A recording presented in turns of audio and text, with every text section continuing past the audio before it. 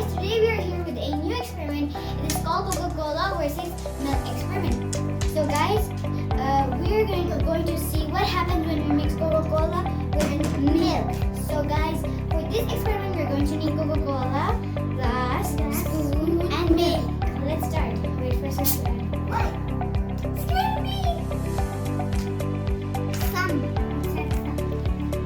Enough. That's too much. So guys, now we're going to add milk, but we're going to add the milk less.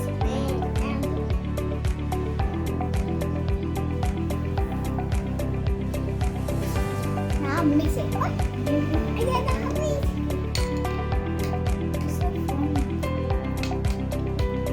Looks like mushroom.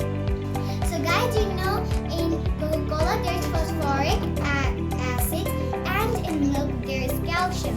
So that's why we had to see what happens if we mix phosphoric acid and calcium. So guys, see, we mixed it. Look at it. It's all fun.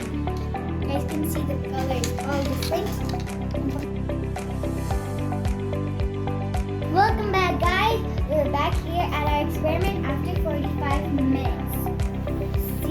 See guys, the molecule in the phosphoric acid attached to the milk and then becomes solid and separate.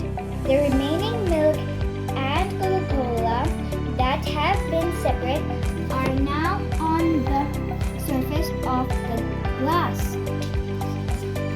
See guys, the molecule in the phosphoric acid attached to the milk and then becomes solid and separate.